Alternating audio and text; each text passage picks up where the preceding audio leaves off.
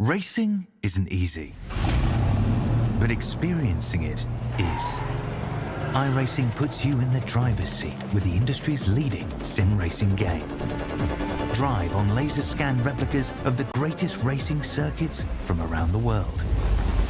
Go head-to-head against other drivers chosen by skill-based matchmaking to ensure competitive racing at every level.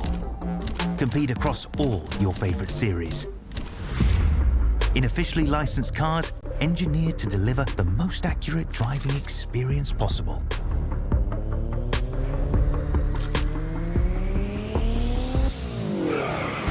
Join a race or host your own with players from across the globe.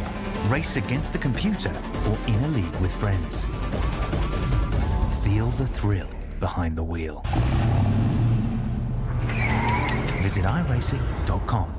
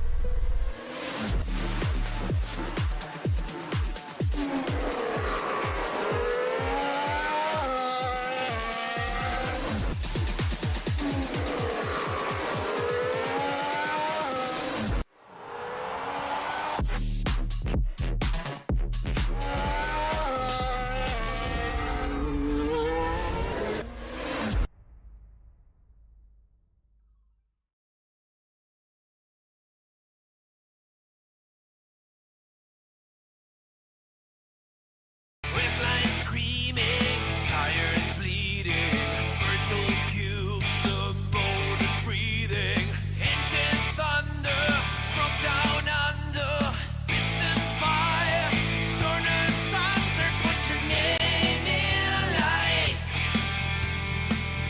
Oh, with the vets tonight, it's a 1,000 decibel supercar fight, burn this track to the ground with V8 sound. But the racing's real. Pedal down every pass you feel. Step right up and place your bets. This is us, the V8 Vets. Put your name in lights. Put your name in lights with the Vets tonight.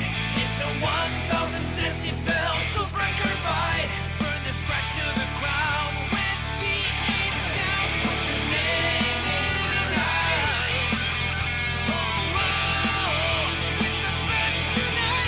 It's a 1,000 decibel supercar fight. Burn this track to the ground with V8 sound. Burn this track to the ground. Come on now, put your name in lights.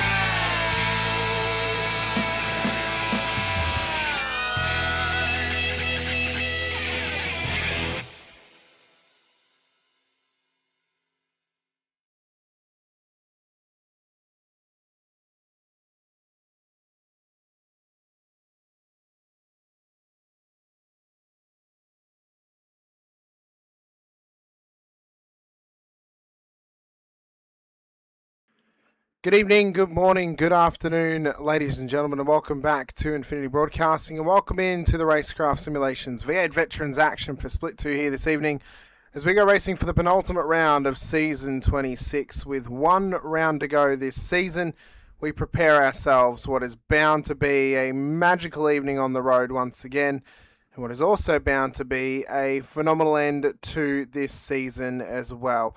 Hamish Munro here with you alongside Brett Fisher once again here this evening, and I'm all over the place at this stage, just trying to get everything sorted here tonight as well. Yeah. But Brett, we come into tonight's race. The magnificent Miami Autodrome makes its debut into the Vets, the newest racing circuit to have been created within the world, opened back in 2022, that now exists on iRacing. Previously, the youngest one was Shell V Power Motorsports Park, but it is now the Miami Autodrome. And as we get ready to go racing tonight for 150 Ks as well, we want to welcome everybody in to what is bound to be an absolutely sensational evening of racing once again. And as we come into this point of the season, Brett, now the onus is on cleanliness, but maintain your championship position. But because of our championship contenders, they cannot possibly afford to make a mistake tonight or next week at Circuit Gilles Villeneuve for the final round of the season as well. As we look at our schedule and where we are, round 9, 150 Ks, 28 laps. The Miami GP circuit before next week's final round, the undroppable round at Montreal. If you're going to have an absolute belter and you haven't had one yet this season, tonight's the night to do it, leading into the final round. And if you're going to have a poor result, well, you want to make sure it's at least worse than your next worst result to at least get some points back if it is going to be an absolute shocker for you. But, Brett, it's exciting times. It's season 26. We're nearly to the end of it at this point of the season, and we're nearly into the beginning of season 27. And it's absolutely flown by. Can you believe it? Oh, can you bloody believe it? We started it last year in December, and now to get to this point at the end of February, it feels like the time's flown by, hasn't it? Oh, it has. It's absolutely just jettisoned by us, at the blink of an eye. And here we are, the penultimate round. Here we are. And I'm fired up. I'm super fired up for tonight. I think it's going to be a crack of a race. Looking forward to hitting the track all week, hoping we can sort of like do something half reasonable. And I'm pumped. I can't wait. I'm absolutely pumped as well. And the pressure cooker is, as we talked about last week, the pressure cooker is turned on. It's been simmering all week. It's just been simmering. And I'll tell you now, the pressure is high. Well, it is high, and at this stage, the race lead, or the championship lead, is currently separated by 20 points coming into tonight's race. Reese DeGoey, Shane Randall. Neither driver have won a race this season, and I've looked back in the stats to double-check this as well. Only one time that I found we have ever had a champion without winning a race was season 14 when Stephen Grech won the championship on countback due to us only running 9 rounds. Whenever there's been a 10-round season or more for vets, we've always had a champion to have at least won a single round of the season. I even checked John Gallons because he claimed he didn't win. He won a single race. He won one race in season 20 when he won the championship. So we've never had an opportunity to have a champion win it without ever winning a race, where pure consistency was ultimately key going into it. And right now this season, the ultimate consistency has been with Reese DeGoey and Shane Randall. Both of those drivers have finished inside of the top 10 6 times this season. Neither of them have taken a race win. Reese has finished in the top 5 times this season. Shane's finished in the top 5 4 times. 20 points separating them. Simon Hedesheed not racing this evening, so he'll get his previous best round back again, which is 144 points. That means basically for Randall and DeGoey to remain ahead of him, they just have to outscore 144 points, and they will remain ahead of him, or at least within the gap that he has to them. Then when it goes to Reese DeGoey, it's 44 points is the gap. To Randall, it's 24 points is the gap. So they have to score within that amount to remain ahead of Simon. For Kirkoski, he's been on a massive run late season. A race win tonight could completely flip this on its head and put himself in the opportunity to be near them. He can't pass them after tonight's race, so he can't lead the championship going into the final round, but he sure as hell can shrink the gap. Alex Kiddis, similar situation as well for Joel Oosterwall. Everyone else behind them, they have to hope for some pot luck. They have to hope for some poor luck for DeGoey and Randall if they have any hope in hell in getting within a championship winning amount of points to those top 2. But my God, what a season it's been, Brett. What an absolute incredible season. One multiple-time winner this season in Chad Weiger. No one else has won more than one race. It's been unbelievable. Well, there's been some ups and downs around and rounds and some highs and lows and all this stuff. I mean, the season has been full of everything so far, and we've still got 2 races to go, and I'm sure there's going to be more exciting stuff on track to come to see, and cannot wait. Next week is the final round, which is going to be super sensational to be amongst it. Who is going to be our championship at the end of this season 26? Time will tell. But tonight we've got to get through 28 laps. We do indeed. We have to get through 28 laps and 150 kilometres as well. Qualifying is about to get underway. So let's have a quick look at our racing circuit here this evening. Miami International Autodrome, as I mentioned, opened back in 2022. It's got 19 turns of it, and it's a little over 5 kilometres. We're going to average roughly 2 minute to 1 minute 59 lap times here this evening. We see we're south of Orlando and Tampa Bay. Closest permanent race circuits to this place, of course, is Sebring International Raceway and Daytona International Speedway as well. As we trickle our way on into Hard Rock Cafe Stadium, home of the Miami Dolphins, we'll find this alligator head-shaped Formula One Grand Prix circuit where we get to go racing. It's built out of a car park. It's basically a street circuit. And as it all starts on the main straight in the run-up towards Turn 1 and Turn 2, it's an early bite point for drivers to get hooked up together, Brett, and for chaos to happen within the first few laps of this race.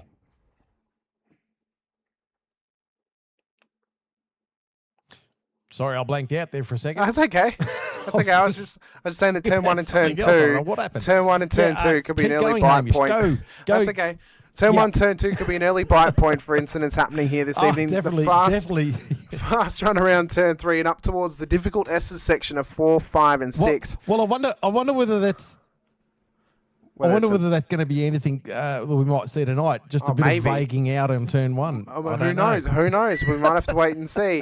Running it down through them, the S's at 4, 5, and 6, and around the long left-hander at 7 into the braking zone at Turn 8. Again, easy spot for drivers to overextend themselves and get themselves further and further away off the track. But if you get through cleanly there, you then run around the bend at 9 and through 10 at the fast-paced braking zone into Turn 10, where again we will often see drivers overextending, missing the brake marker, getting off the track and having to rejoin in a very difficult spot at this long right-hander at 12 into 13, and then up and around under the bridge at 14 and 15 to come around Turn 16 as well. You're not really going to be making any passing through here, but maximising your run is going to get yourself up so well for the longest straight on this circuit from between Turn 16 and 17. You run your way down into the braking zone at 17, where through the officials over the first few weeks of Season 1, multiple series and multiple drivers have made mistakes under the braking zone and ended up extending the circuit and going way, way deep into the corner. But you make it around 17, you get into 18 and through 19, and you finish out the lap. Pit entry tonight is going to be a bit of an iffy one. Pit exit, well, you're going to be battling as soon as you exit pit lane. You come right out into Turn 2 and onto the apex of 3. So drivers are going to have to be cautious of that. 5.4 Ks, 3.3 miles, 19 turns. It was opened back in May of 2022. And for Miami Gardens, it's about to get lit up with the roar of supercars for the first time in the V8 Veterans Split 2 history. But it's a fantastic venue, really, Brett. And I think a lot of people have turned their nose up at it previously. Ultimately, I do think the newer American Grand Prix circuits in Miami and in Las Vegas are fantastic settings to go racing. And I think ultimately, what more of a spectacle can you get than Vegas and the Strip and then the beautiful palm trees and sunshine of Miami? What more could you ask for, really, to go racing? And look at all those pastel colours. I know, it's fantastic. Feels like Miami Vice in here. Oh, not much more. And some good weather. We had the rain, Yeah, funny that, eh? I know. So as qualifying gets We underway. go qualifying getting underway now, so we're just going to... So we'll see tonight, Brett. I mean, who is able to tame the fake waters of the Miami Autodrome? Of course, there was the massive jokes about it when it first opened of the fact that they put a fake marina in the middle of the circuit. I mean, it's kind of cool, but come on, you could have just filled a little pool with some water and put some boats in there.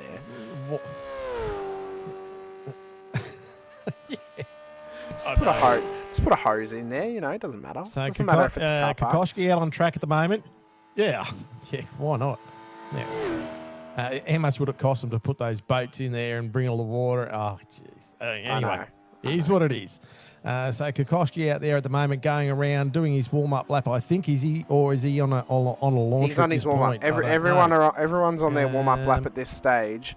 He's on his warm-up. Right. First driver that should begin their lap, I believe it'll be the lowest number, so it might be Brett Horsell or Alex Kiddis, who is running down the back straight right now. So I suppose one thing that we're going to be able to focus on tonight is obviously the fast-paced nature. It's a real power-heavy circuit, a lot of medium speed and fast speed corners, but a lot of heavy braking zones as well. So it could be quite easy. The drivers begin to brain fade towards the end of the race as they become a little bit more desperado for moves or for positioning as well. I think strategy is going to be key tonight as well. Of course, lap 1 is critical lap, so pitting at the right time is going to be a fairly crucial thing. And I think ultimately, actually, I think it's going to be better for drivers to pit really early, knowing that it's a shorter race, in hoping that drivers get caught up in strife and actually using clean air to your advantage, because ultimately I think it's going to be a really hard circuit to pass that. And I think taking that earlier stop is going to pay out dividends for you. It's either you come in early, get into clean air, or if you're running at the front, you go as long as possible to limit the traffic you go back into when you actually come out of pit lane. So I think those have got to be the two schools of thought here tonight. We saw Jones suffer that. Yeah. And we saw Jones suffer that a couple of weeks back, where he sort of got himself mixed up in the middle of the pack and just held him up. So that'll be something to keep an eye on. Interesting stuff about the track. You know, like you can see, as you talked about just a few moments ago, the long straights. But then there's some really little dips and bops on exits of corners and things like that. So the car can get very tail happy if you get on throttle too much. So it's a matter of controlling that beast under your right foot. And he's running slightly a bit wide there, probably a bit deeper than he would like to have there. But yeah, there's a lot of control in this track. Lovely little section through here. Yeah, I mean, it's the little dips that run through this section. I mean, like even here, look fantastic. I mean, but I think the problem is as well as tyres sort of start to run out, and we're probably lucky for the fact that it is a shorter distance race tonight. Because I think if you're having to do a longer run on tyres, eventually this track will come back to bite you, and it will eat the tyres and chew them out, and spit them out the other side. So I think we're probably lucky with that fact. Definitely, yeah. But yeah, I think we're in. I think we're all in for what is going to be a fantastic penultimate round, a final droppable round of the season too, as Roy Clark sets the first lap. Going the fastest, Yep, 150.4. So we'll see what sort of times can get on the board. We were seeing 58s in practice, but there obviously would have been some times with some trains, as Boardman is the first to get a 58. Jones betters him though, a 58.4. Kiddis had gone 59.1. So we'll see where these lap times start to come together here. Mackenzie comes in. Phil Manuel as well with a 58.3. Fantastic. Phenomenal lap times from these drivers at this point in time. And we're just waiting on a few drivers to finally set some lap times. Degoe, we'll see what his lap's going to look like here in his first attempt. Of course, remembering, Brett, he has to maximise qualifying tonight. He cannot afford to have a poor qualifying run because it's going to put him on the back foot. Being that it is a short race, you haven't got as much time to make moves and to try and fight your way forward. And ultimately, he's got to try and finish ahead of Shane Randall tonight. He can't afford to drop points to Randall. The key position that he must finish ahead of is P12. Do you want to know why, Brett? Go. P12. Sure you'll tell me. P12 is Randall's next worst round. So it's his next drop round that he would get back if he had a worse result. Yep. So if Reese is not going to finish at the front, he at least needs to finish, P11 or better. Randall's next worst round is a 155. P12 is worth 154 points. So really, for Reese, needs to lead a lap and then finish P12 or finish P11 or better. He can't afford to finish below that point. I wonder whether that's the sort of stuff that he, before race, has a look at and investigates and things like that and gets himself on the front foot, or does he just go out and run his best race that he can? It's interesting because you don't want to put too much pressure on yourself. Otherwise, you sort of psych yourself out too. So it'd be interesting to see which way or how Reese would be attacking this here tonight. Myself going to fifth spot.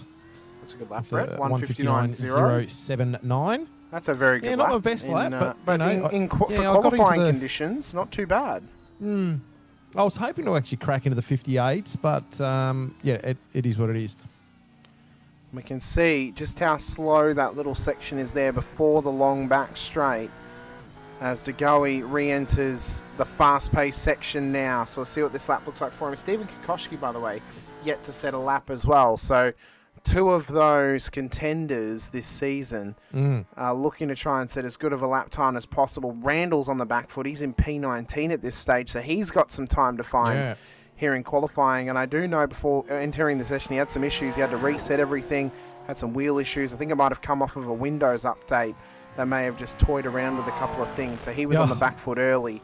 Don't you just love that? Worst time it can happen is DeGoey goes now to P4, 158.72. It might have to be good enough, but we'll see what this final lap can bring for him. Stephen Kokoschke needs a solid lap on the board here tonight. Two of the top 5 contenders and 2 of the 4 contenders in the top 5 that are participating tonight are amongst the top 10. Reese DeGoey and Alex Kiddis. Kokoschke has not managed to put a lap in yet, and Randall has not managed to put in a contestive lap just yet either.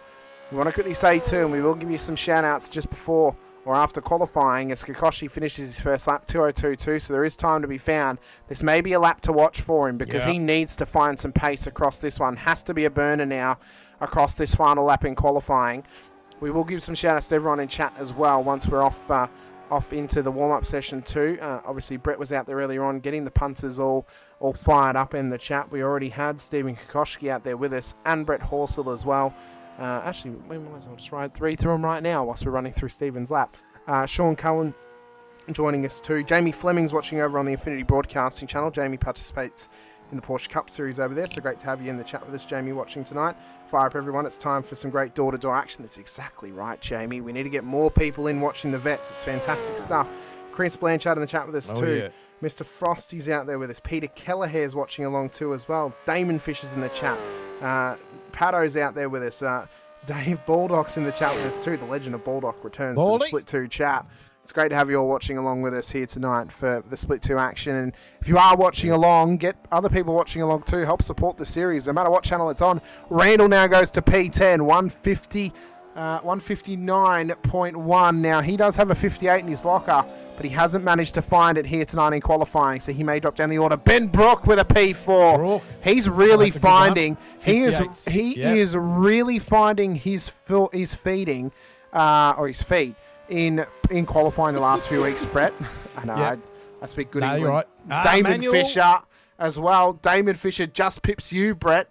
Gets ahead of you, so that's a 1-up. Cesar into P7. Manuel's lap time, a 158.06. What a lap from the current pole sitter.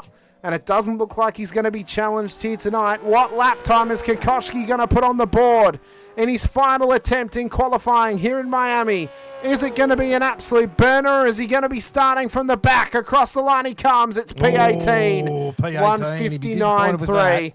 He will indeed. Clifton into the top 10 with a 158.820. So that's a nice time from Clifton. It was indeed. Brett Taylor gets cut off at the end. So qualifying is done and dusted. And it is all complete as we look ahead to race start here this evening. 150 kilometres. Penultimate round of the season. And what it brings with it is a bunch of pressure for those contenders this evening. As we look at the start grid, Phil Manuel starts pole position alongside Michael Jones with Scott McKenzie and Ben Brook on the second row. Alex Kiddis will start alongside championship leader Reese DeGoey in P6 with Halil Cesar and Chris Blanchard for the top 8. James Boardman, Mick Clifton will then make up the top 10 with Damon and Brett Fisher. And all Fisher, 6th row of the grid. It's the 505 versus the 101 off of the 6th row. We look forward to seeing that battle commence. Rick Vargas, Shane Randall in the top 14. Taylor and Duggan in behind them with Horsell and Kokoschke making up our top 18 positions. Matt Stores, Roy Clark will start ahead of Ron Allen and Joel Oosterval for the top 22, with Pete Baxter and Derek Lovegrove making up our top 24 positions. As we then look back to Andrew Hoffman and Scott McCune starting ahead of Jeremy Bush and Sean Cullen, with Andrew Galley and Bruce Tannock at the back of the field. Although I must say Bruce Tannock's not racing this evening. He is serving his round ban by sitting within race control this evening. He didn't serve it last week, so he's serving it this week by sitting in with race control with Brenton O'Brien, Todd Martin and Lucas Burton. Brenton won't be here for the final round due to Australian Grand Prix commitments. But what I do want to say is a shout out to Brenton O'Brien. Fantastic effort this season as chief race steward. Really got incidents pushed out nice and quickly. Safety cars were quick. Very, very top level effort from Brenton O'Brien. And if we could have Brenton back next season, I think everyone in Split 2 would welcome him back with open arms, no matter if they've been on the right side or the wrong side of an incident. Because this level of race control, alongside Todd Martin and Lucas Burton, the safety car, has been phenomenal this season in Split 2. Good, and for Brenton to head that up alongside Todd has been a fantastic effort from that whole team. So a massive shout out to those guys for the efforts that they've done in season 26. And if it's the same team we get next season, we welcome them back with open arms. I think it'll be fantastic. Definitely so. Yeah. No, it was fantastic. With the race controlling, and that's nothing to take away from the other splits or the other guys, but it was just really, really good, and it just helps the race flow and everything like that as well. So everyone's starting to get on track now. There's only a few more cars to grid. We all excited out there in YouTube chat. Make sure you hit the like and subscribe button if you can. Always helps. Let's get this chat, burning down the keyboards. It's going to be an exciting race. We're one subscriber away on the Vets channel to 750 subscribers. So you guys could help us in a massive way by supporting the Vets channel by hitting the subscribe button. And I believe we're within 20 now of 350 for the Infinity Broadcasting channel as well. So if you guys could help support us there, it'd be massively appreciated. Revs are rising though. Miami, Florida is about to get lit up with V8 Vets action as it's green flag here in Miami Autodrome, and it's a scrambled start for these drivers early as they're nearly 4 wide down towards turn 1. Manuel leads us through. It's a massive wide run though, but there's cars off everywhere, including Reese DeGoey, who's off the road. Multiple cars have been involved in this one down here. I think Mick Clifton was another one of them. Multiple cars involved in an incident down here, including the championship leader, Reese DeGoey. And we look up to some of the gainers. Joel Oosterval up 15 and Shane Randall up 8 inside the 10. Blanchard up 6 into P2. What has happened down at turn 1? Oh, I tell you what, it looks like someone's kids dropped the bag of Skittles and they just went absolutely everywhere. Unbelievable. Unbelievable race start. Boardman and Kokoschki battling away as well. Down the front straight, up towards turn 10. You can see in front of them that Oosterval and Brook are battling too. And for Boardman and his other teammate in Halil Cesar, who's a bit further down the order now, he's caught up in that turn 1 incident. Their eyes are forward. Their eyes are try and get ahead of everyone as they're all around them. And they're thinking team game. That was tidy. It was. They've managed to make it through. Who's that caught out sideways there going through the little chicane there? Well, Someone was side by side. We've got Damon in here battling away with Roy Clark. Phil Manuel leads the way, though, up towards turn 17. So we'll see if anyone has a track extension down here. And you just see them filtering out of the bridge section back there, trying to push on.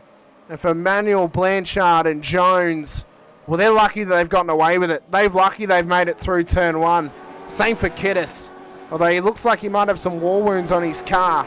It's the same for Randall and for Oosterval. And Kokoschki up 11 into P7. Bet you he's laughing at this point that he started in P18, but he's got a bit of damage on the front of that car. Someone heading to pits already.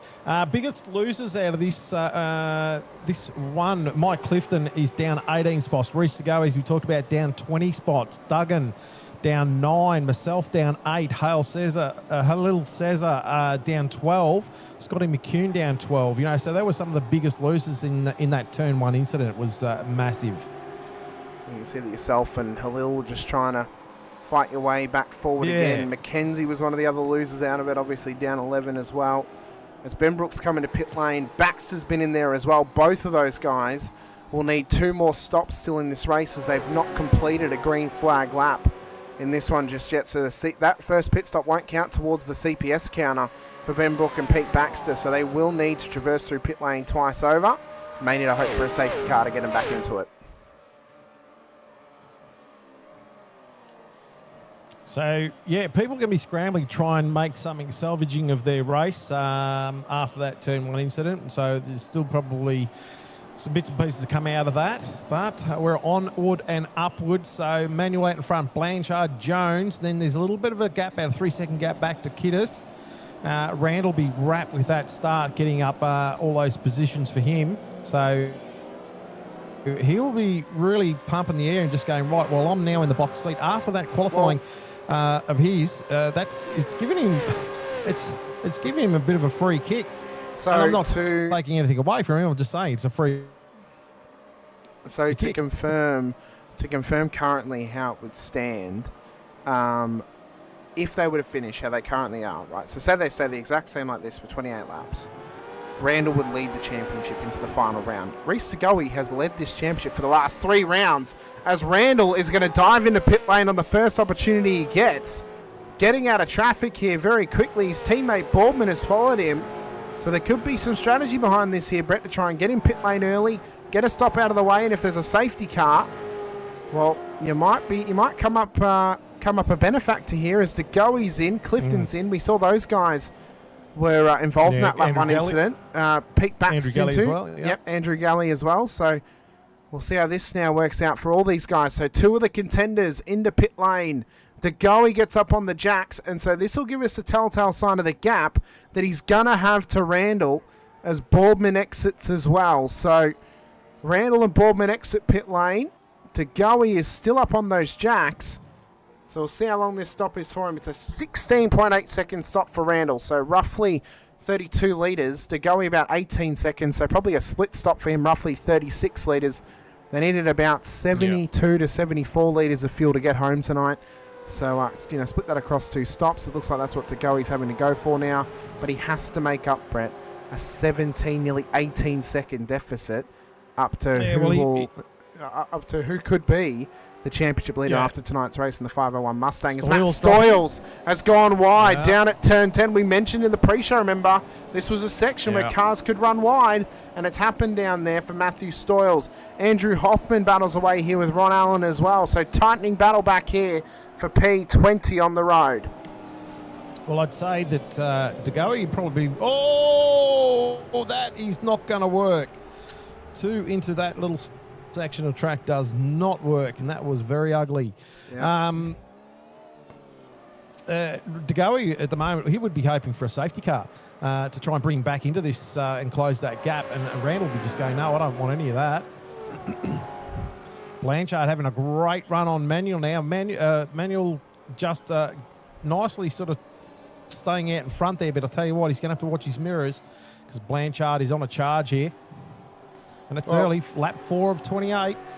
Blanchy's given us some... Taylor and Stoyles in pits. Just quickly as well, Blanchy's given us some good insight here. So when we actually go to the post-race replays and we look at that turn 1 incident, he's told us to look off the back of his car. So we're probably going to have to get a couple of angles of that moment to really gratify everything that happened at turn 1, because it was such a massive cornucopia. Yeah. I've heard as well from race control, Reece DeGoey has got a drive-through penalty for contact lap 1 at turn 1. So this is huge now for the championship. This is going to drop him right to the back of the field.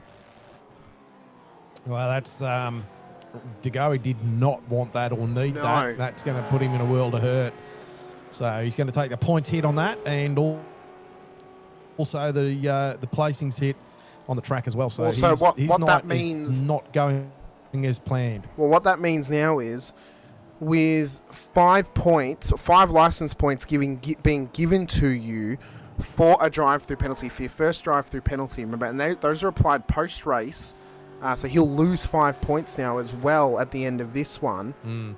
He now needs to finish, I'm trying to find the exact position, P9 or better to to actually not give up less points than what Randall's next worst round is.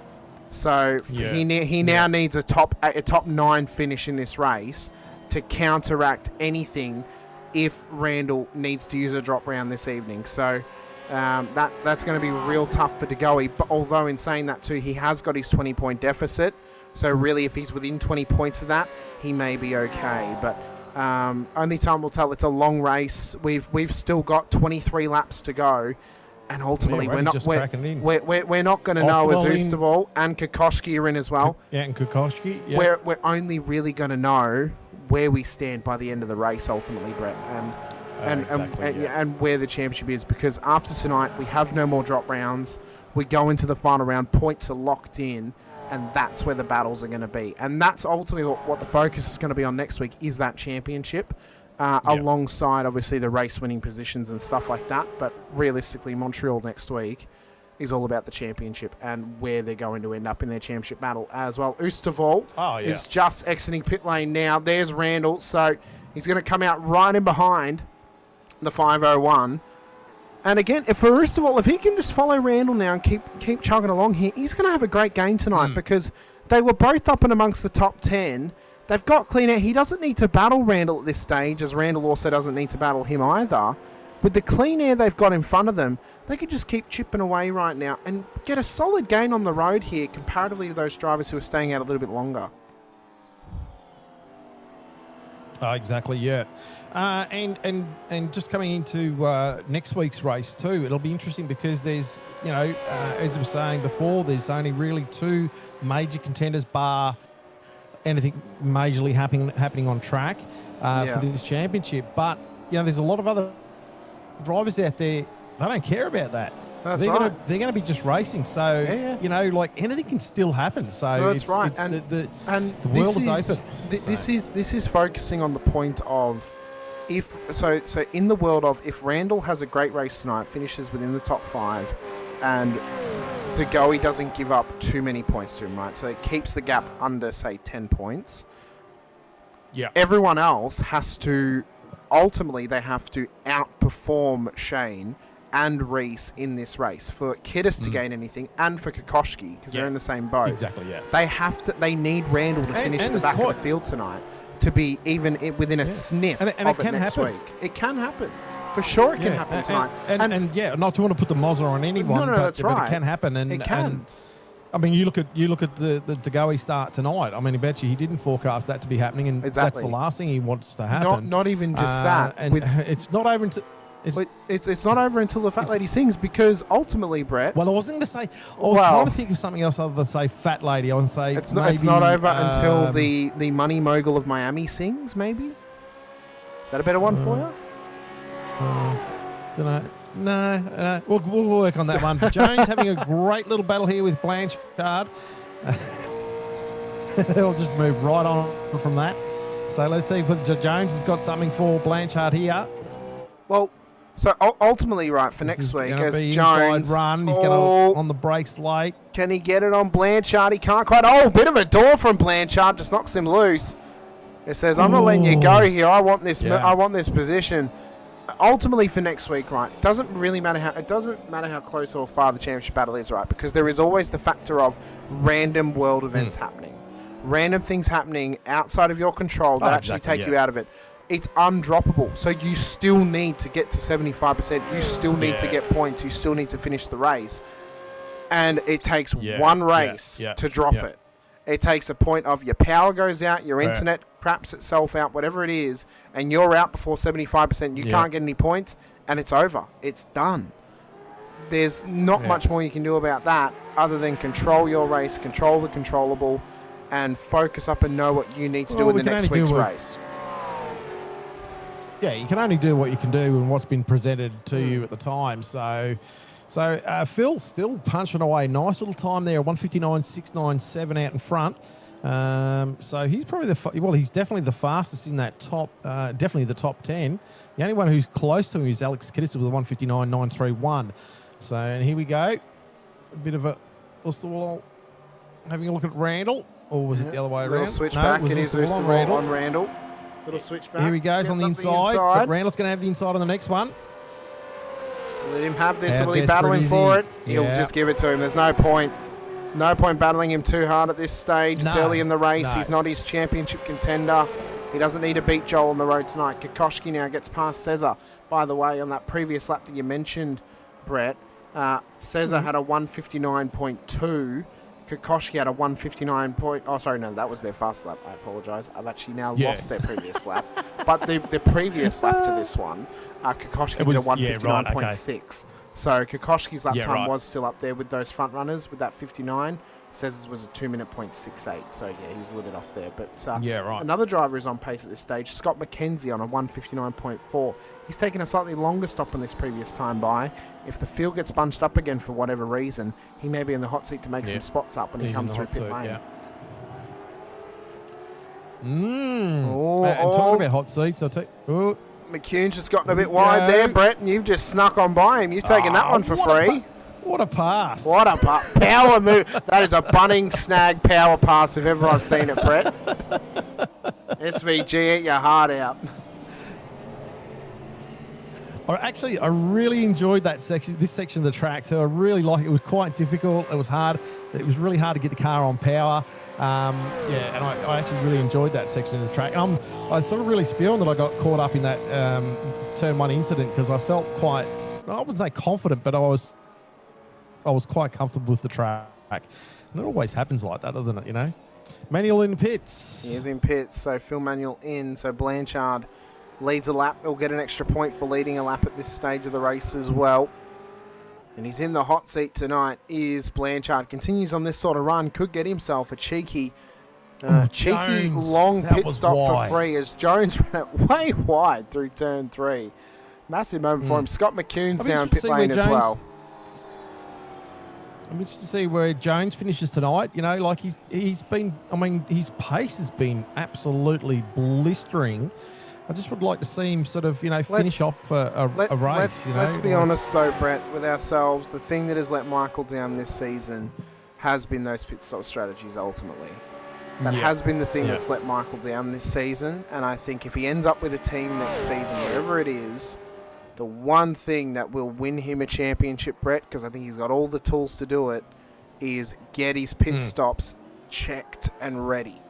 If his pit stops are on game, he is going to be so hard to beat because I think he's put himself in at the wrong gamble position comparatively to other drivers at points in the season. I think that's what's ultimately cost him. Really, it has been fill the car up and then take a short stop later. That's been his go-to strategy. It hasn't worked for him multiple times, and I think if he can tighten the screws on that into next season, definitely, he is going to be a threat.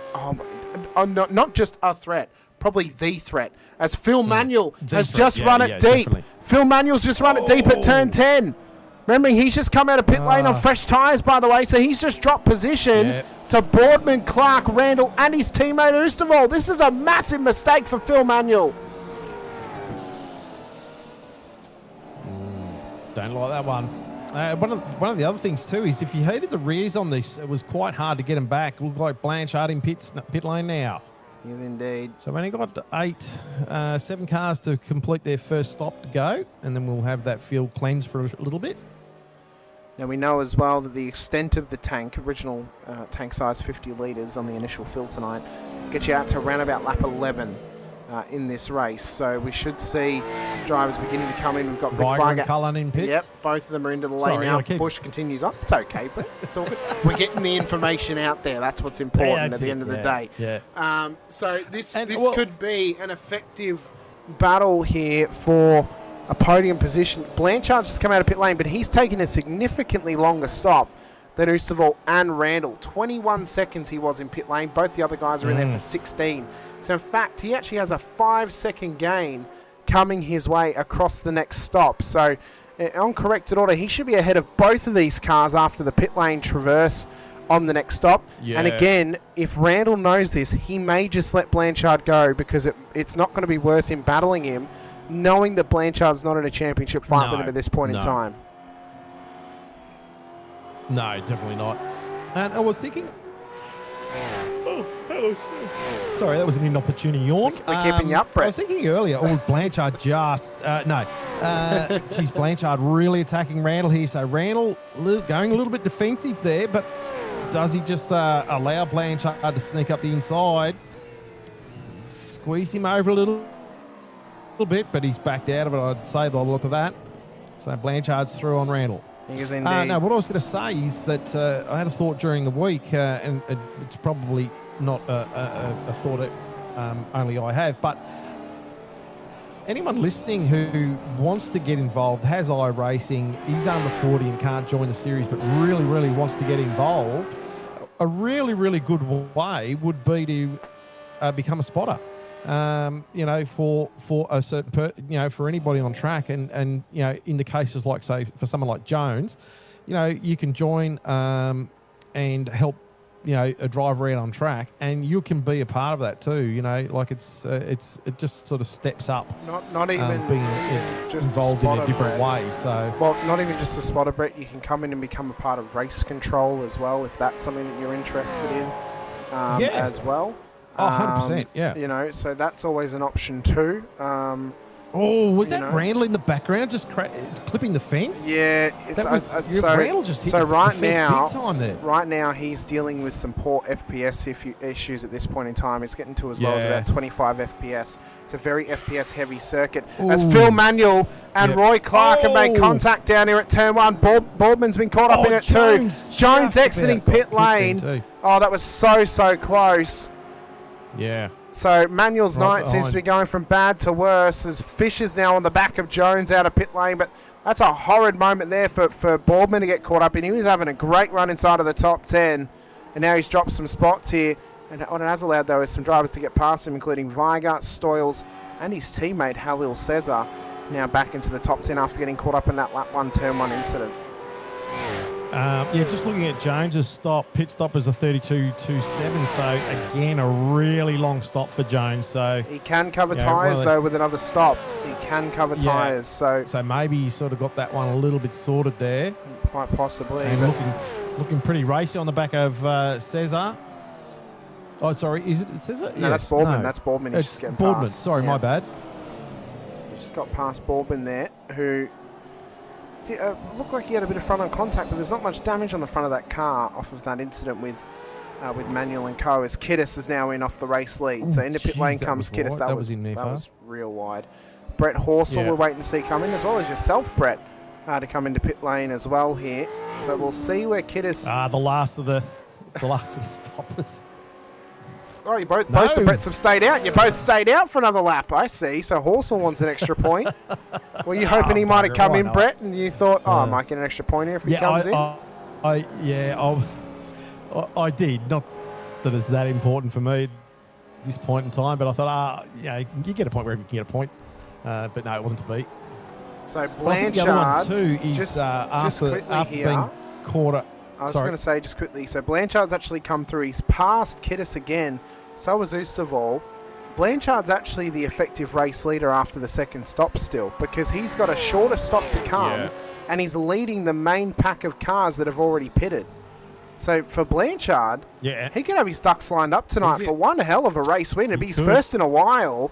Been a fair while between drinks for Blanchy, and he missed out at Sebring off a single mistake. So he wants this race win. Obviously, it's not really going to help him win a championship this season, but ultimately, if he could get a race win at this point, I mean, what a boost of confidence that'd be for Blanchard. Oh, exactly. Hey, this is why we race. It's not always going to happen, but if the ducks line up in a row, well, you're going to take them, aren't you? And the next person down is Kokoschki with a 23.65 second stop, which doesn't bring, I can't see, my thingo's not that clear at the moment, so I can't see the distance between them, but it's probably not going to bring him up that far in front of where he is, but that's the only sort of next closest that'll get him possibly ahead of Randall after the next stop, so that could jump Randall and slot him into P4 on the road. But ultimately, he's got to perfect the next stop. He can't have a poor stop ultimately. So for Kokoschki, he's got to maximise. So to give the update between our championship contenders at this stage. So Alex Kiddis is 1 position ahead of Shane Randall, not gaining nearly enough to really put himself in proper contention for next week's race at Montreal, as Brett Horsel's in the pit lane now. We suspect that the Fish is going to follow him. He does indeed. So both the Bretts at the front of the field now in the pit lane. Blanchard will take back the race lead. So Kiddis is not gaining too much on Randall at this point in time. That's not going to bring him into ultimate contention, but he's at a mathematical possibility next week, how it currently stands. Kokoschki in P7, one position behind, could gain. Sorry, Kiddis had a look at Osterwald then on the inside of turn 1. We didn't quite see it did not work out, but he was having a crack at him then. He was indeed. So Kiddis is all over Joel Oosterwald at this point in time.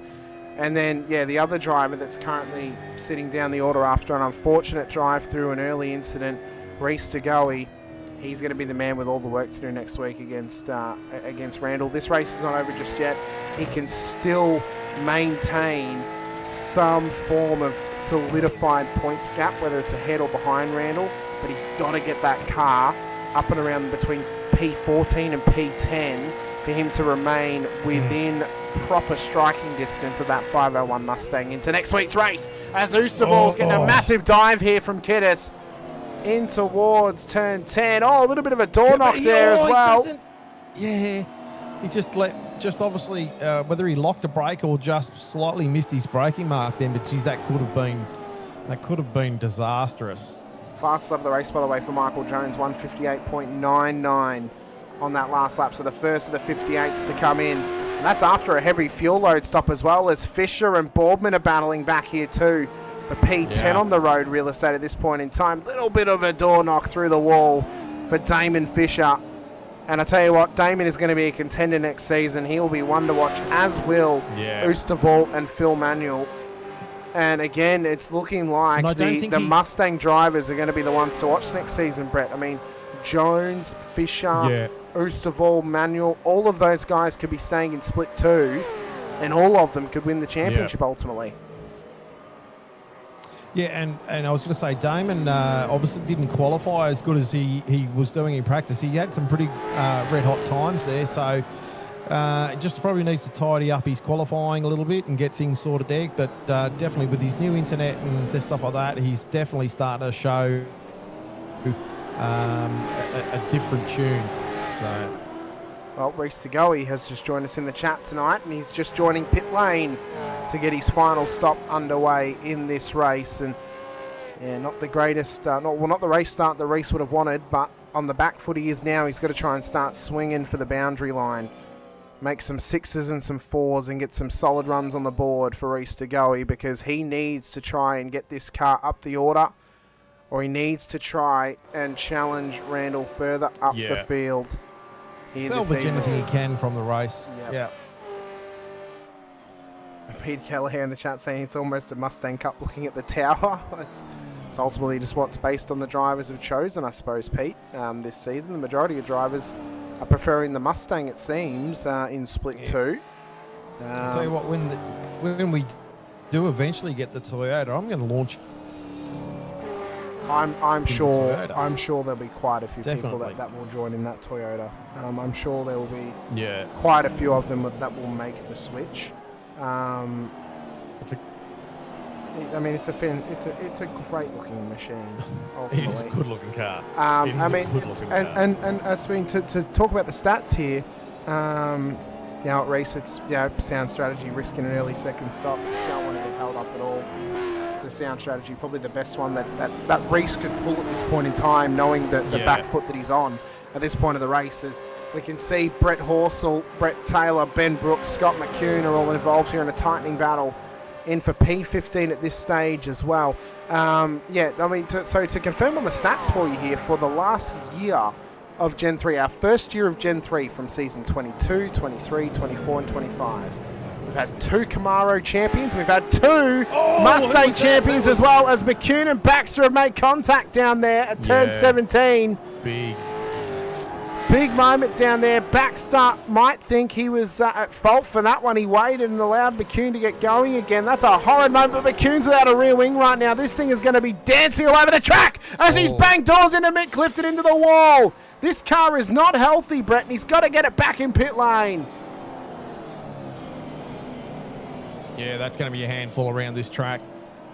He's going to fight this thing all the way around, and he might not even know that he's missing a rear wing either. So, but he might find out on a very high-speed turn. Very well, mate. As all of these guys are just starting to shield their way past him now. Cullen on the inside. Yep. He'll get the inside of the next corner. Great move for Sean Cullen. That's a great piece of driving from him. And fair play to McCune as well, just to lift a little bit and let him have the move at that point in time. He's just trying to nurse it back to pit lane at this point is McCune, so he can get that car fixed up as well. Todd Duggan has had a moment. Oh, where is that? Oh, he's just towed back to pit lane. Okay, so that'll be race over for Todd Duggan. He's just towed it back to pit lane, so he should be disqualified for that one, unfortunately for Todd. Not the night that he would have wanted in the end as well. Reeks is in the chat asking where Hoffy is. Hoffy at the moment is battling away with Scott McCune and Jeremy Bush back here in P23. He's had a little bit of a war tonight as well. He had a minor spin earlier on down at turn 14 and turn 15 underneath the bridge.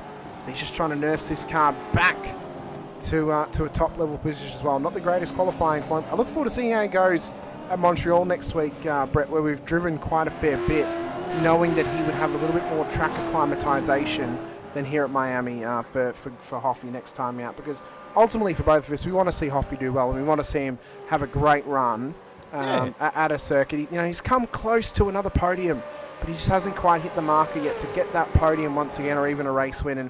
And I think a lot of people out there want to see Hoffy back up there on the podium and in a race winning position as well. And I don't know what it's going to take for that to happen for him, but I really want to see it happen.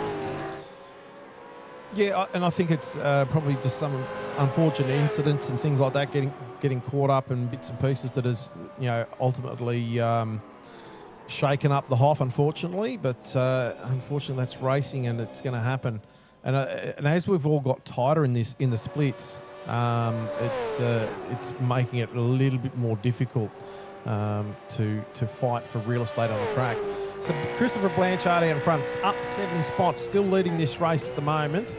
And I can't see I'm not really getting a good vision on replay here, but that's all right. Would you like to send me the time? Would you like me to send you the timing link again, Brett, to help you out with that one? No. I've got the timing link, but I just can't see what lap it is. Doesn't matter. It's all good. But Alex Kiddis chasing down. He's only a 0.8 second behind Blanchard at the moment. But Mr. Osterwald, 19 spots in 3rd spot. What a huge effort for Joel tonight. That is absolutely sensational. A fantastic Shane drive Randall first up of 10. all. Both of them, all 3 of them, Brett, took advantage of that turn 1 incident, snuck it up the inside, kept themselves clean. And for Oosterwald, he strategized his way and he's gotten his way up the order alongside Randall and Kokoschki here tonight. And these 3 guys have driven sensationally as Kokoschki and Cesar are now side by side into turn 17. And this battle is really heating up between them. Sideways. He looked like he was too. Kokoschki, though, is going to come into pit lane. Needs to be picture perfect. Kokoschki, that is way too quick. Into pit lane for Kokoschki. That'll be a stop and hold. And it's a crucial mistake at the wrong time of the season in the final pit stop of the final droppable round of this season. Could not have happened at a worse time for Kokoschki here this evening. Oh, and that was Roy Clark in the background, I think, was it? My God, what a wild entry for Clarkey. He nearly took out the yellow cone. So Fisher, Kokoschki, Clark and Allen in pits at the moment.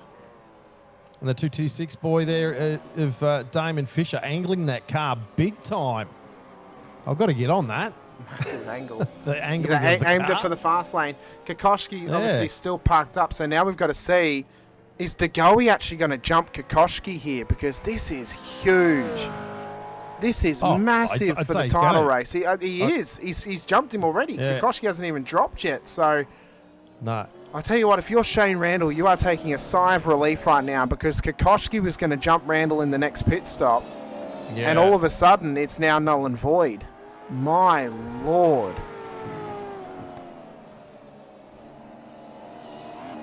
great Wow.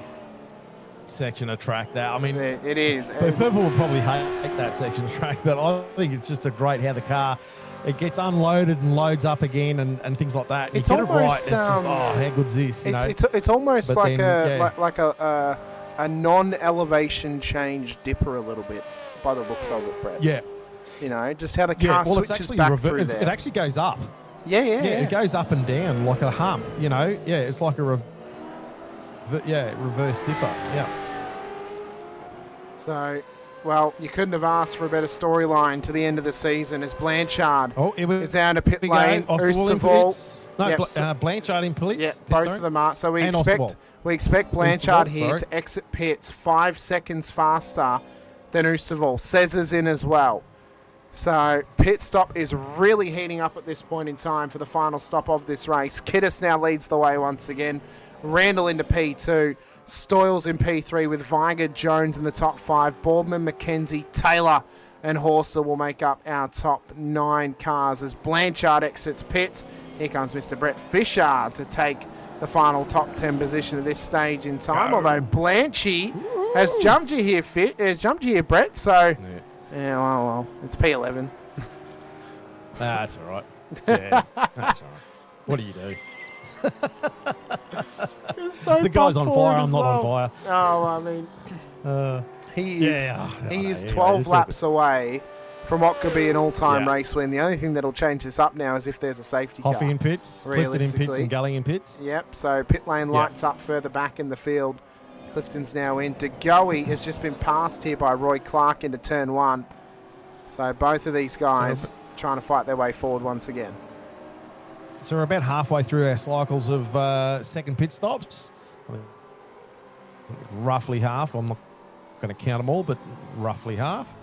So we're sort of getting into the pointy end. 17 laps of 28 here at Miami. It's been a very interesting race so far. It hasn't been shy of action at all. No, it has not. And look at this gaggle of cars in the action they're getting into, Brett. With Cesar, Bush and Cullen trying to send it down here into turn 10. Cesar's run it way wide and has nearly put it in the wall down there. That's a very deep run under brakes. That's allowed Damon Fisher past. I think he might have seen a tub of hummus out there and he was going for it, Brett, quite possibly for Mr. Cesar. Wow.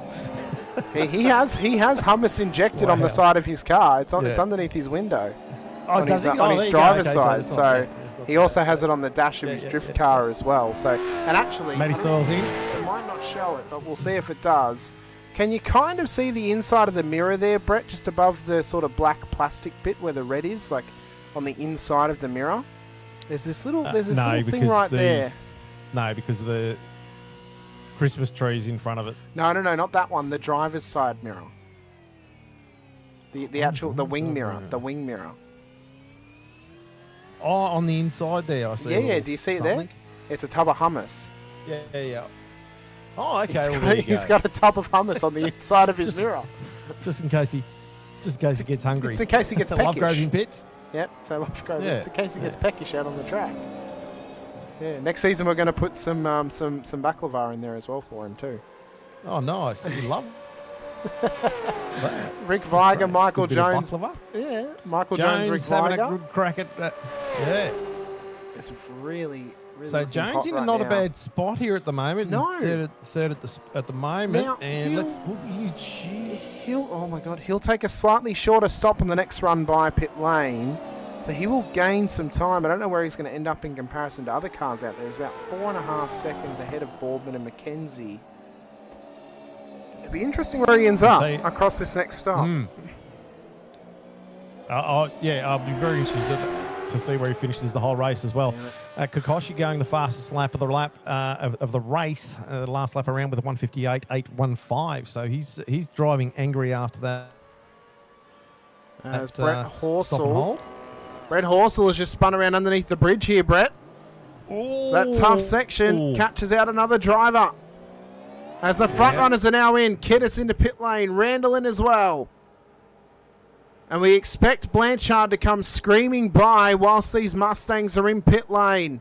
We've got 10 laps to go of this race. Viger's in. Jones, of course, is going to go a bit longer. He's got more fuel on board that car. Boardman's in as well. Where's Blanchard? He comes round turn 19. He'll scream by pit lane. And Chris Blanchard will become the effective race leader in P2 on the road with Joel Oosterval. Effective P2. He's jumped Kiddis in pit lane. What a great jump there for Oosterval. 22nd stop for Randall. Has found him back in P6. With Brett Fisher now inside the top 4. Yeah, go me. Go, Brett. I'm still got to do another pit stop, though. But still take it as you can get it, Brett. Yeah, Take it when you can get it. But what a fantastic run from Joel at this stage, up 19 spots, and effectively, actually, he'll be up to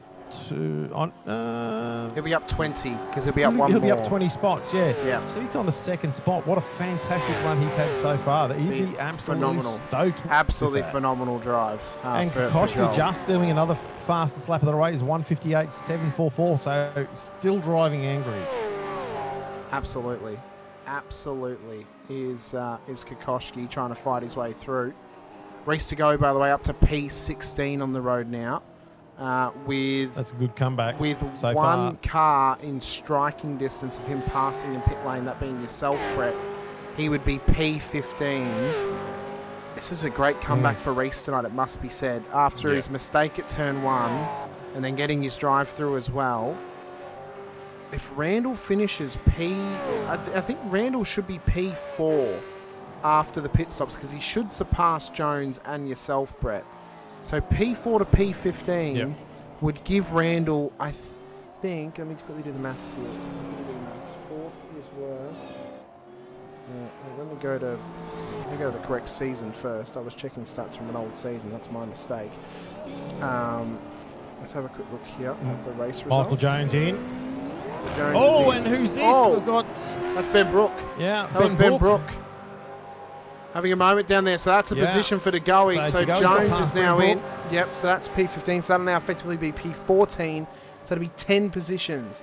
So it'll be 172 points playing 150 minus 5, 145, which is 1 point less than his previous worst drop round. So it'd be 172 playing 146. So it'd be 26 points is the difference between those numbers. So Randall right now would be leading the championship when he gets into his corrector position of P4, would be leading the championship by 4 points post-race, how they currently stand. Yeah. Well, this is coming down to the wire. It is. And it's going to be interesting for next week, isn't it? Yep. You know, if it stays. I mean, Reese is doing a fantastic job too. I mean, kudos to him for just head down, bum up. And probably takes a bit of homage to the sign I've got above my head in my race car, which is you get what you get and you don't get upset, and you just get on with it. So there it is right there, Brett. In front of your head there. You get what you get, you don't get upset. upset. You don't get upset. Great little mantra to have. And then Reese is...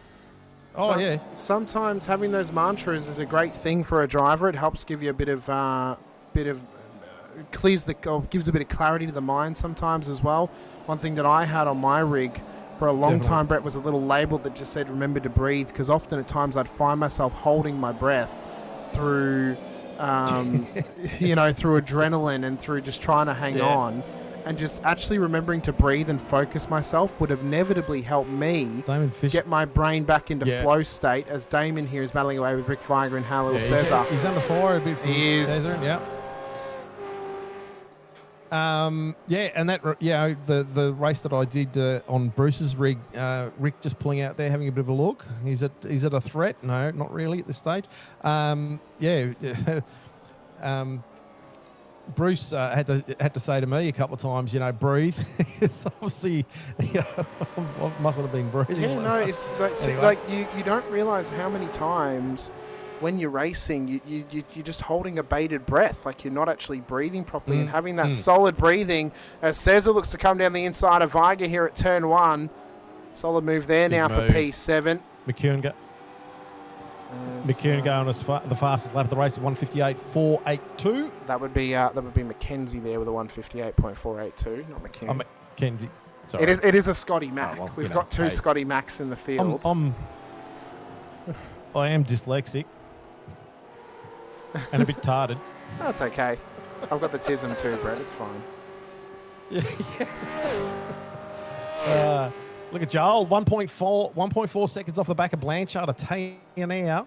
So what the last lap for Joel was a 1:59.735, where Chris Blanchard was a 2-minute 1:07. So Joel is coming up on the back of Blanchard. So Blanchard, he might be starting to watch the mirrors a little bit if he's got that. If you can just feel that 266 car of Joel's sort of starting to get up closer and becoming a bit of a threat. Blanchard's really commanded a bit of dominance in this race so far. He really has, and Blanchard has been so controlling of this race through brilliant strategy, keeping himself clean through the Turn 1 incident as well, which we will get multiple views of, by the way, for those that missed it. Just has driven a fantastic race tonight as Chris, and ultimately I think he has, if he gets this race win, he's earned this race win. It's been a long time between top step simulated champagne for him, as Kiddis does a 1:59.1 that last lap, so he's now pacing fastest lap of his race. Of the top 4 on this last lap. Not the fastest of the top 5 though, as Jones sets a fastest lap of the race, 1:58.41. So Jones has got a rocket ship under him inside of the top 5, and he's chasing him down. Jones is up for a good one. I really hope that Jones can actually finish in the top 5 tonight. That'll be fantastic for him. It'll be a phenomenal effort for Michael Jones. Some of his stuff sorted out there. Last lap around, Chris Blanchard did a 2-minute 2:57. Joel did a 2-minute flat with a 0.92. So still a slight bit faster, not as much as the last lap, but still crawling up on him. And he's got Kiddis in his rear view now as well. So with this as Kiddis well, really having a good race here as well. He is too. So he's had a bonus point for leading a lap tonight, has Kiddis, and he's currently beating Randall by 1 position. So he should be gaining, at this stage, he'd be gaining 3 points over Randall. So again, he's not quite gaining enough on those top 2 to be a proper contender next week when we head out to Montreal. Ultimately, to be a proper contender, you've probably got to be within 20 points, I would argue, Brett, because of the points differential between positions. Otherwise, you're relying on another driver having a super poor run, especially when it's been, the 2 most consistent drivers all season in Reece Degoe and Shane Randall. They're leading the championship without winning a race. They've had 6 top 10s to this point of the championship. Randall has had 4 top 5s. Degoe's had 5. If they end out the way they are, Randall's going to have 5 top 5s with 7 top 10s. So ultimately, you've got to, again, this is where we talk about consistency is key. And we mentioned at the start of the season, we thought to win the championship, you were going to need 2 race wins this season. I think the thing that has changed that this season, though, Brett, is consistency has been a much more bigger factor this season, due to drivers having much more up and down races throughout this season. Says it just got past Damon. He has indeed. So he's great. made that move. Jeez, that's a big attack there too. It is. Damon not obviously happy about that pass being done, so he was trying to fight back hard to get back in front there, but and looks like he's lost a lot of distance off the back of Cesar there, getting that car sideways. Just noting too that Blanchard and Osterwald, there was 3/10 difference, so Osterwald still 3/10 faster that lap, so still closing that gap. But Kiddis is almost within half a second of Osterwald now. Yeah, so Kiddis is right on the tail of Joel Oosterwald at this point of the race, and again, I think there's been a lot of positives that Joel can take away from this season. Same for Phil Manuel as well, and even Damon too, for this team coming into Split 2 for the first time. And the season that they've had, Brett, we thought leaving Adelaide, they could be contenders based on the performance they had at Adelaide. They had a couple of up and down rounds that really took them out of it. Phil had a very unfortunate race at Watkins Glen where his power went out, and that cost him massive points on the day. He was going to be on for such a great result. That race probably cost him the championship ultimately. I look at them and I look at next season, Brett, and I think to myself, ultimately, who is going to be challenging them next season? There are not many names right now that are on that list, knowing who is more than likely going up next season, right? Ultimately, we know now Randall and DeGoey are pretty much guaranteed. Well, they're basically guaranteed to be split one next season, right? They've had the most top 10 finishes out of anyone. It's based across your best 6 rounds of the season. Their best 6 rounds at this stage have been inside the top 10, 5 of which for both of them at this stage are top 5s, right? So they're going to go up. It then comes down to who else is going to go up to split one alongside them. Would it be a Heddersheed? Would it be a Kiddis? Or would it be a Blanchard even? Or even Phil Manuel or Ulsterval? And who eventually goes up will then give us the pool of, well, who comes down, who then becomes challengers for the championship. I think inevitably whoever comes down, Brett, will actually probably dictate who amongst the current field are going to be contenders next season, realistically. Because we can't quite pinpoint how well our current Split 2 drivers are going to go against former Split 1 drivers. There's not a lot of turnaround we often get where a Split 1 driver goes straight back up again. It has happened as well, as Kiddis here looks for it down the inside at 10. Can he get it done on Usabal? Great switchback. He's overcooked it. He's absolutely overcooked it, and that's going to cost him time. It's nearly cost him a position to Randall as well. Luckily, though, he rejoins the circuit right in front of the 501. But, yeah, ultimately... 24 laps of 28 done so far, We're nearing the end. We're getting into the nitty and gritty now of this race. And for Chris Blanchard, he has got 2.2 seconds back to Joel Oosterval at this point in time in the battle for the race lead. Have a look at DeGoey too. He's on the back of myself and Roy Clark. He is. This is really heating up. There's things happening here. I know Roy Clark and myself had a fantastic battle. We sort of traded blows here and there, but he was able to stick it out in front. And then, Emmanuel behind as well. So the pack's just starting to sort of... McCune and Allen, have gone off the road down at turn 11. So that's a big moment down there. But back up the front, Chris Blanchard leads us through to the final 4 laps of this race. Lap 25 of 28 at this point in time. He's got Joel Oosterwell behind him. Rear end's getting a bit loose here for Joel as he comes round. Oh my God, that's a massive shot into the wall for Joel Oosterwell.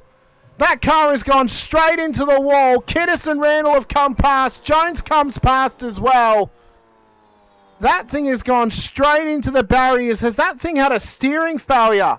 Because it is not moving. And often at times, if your wheel turns off, you can't tow back to pit lane. Cesar, Fisher, Viger all coming past. That thing is destroyed down there.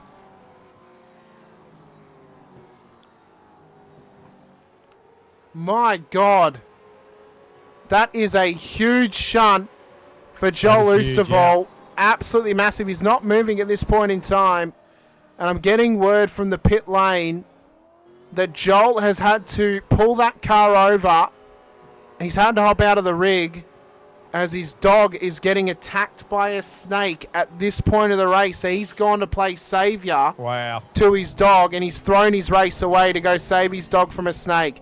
That there is massive commitment to man's best friend for Joel Oosterwol. Heart has to go out to him for that to happen at that point in time, of course. My Lord, what a wild crash. And ultimately, to Joel Oosterwol, we hope that his dog is okay. We hope that he can get out there, get rid of the snake, throw it away, and hang it on his wall as a reminder of what's happened here in Florida.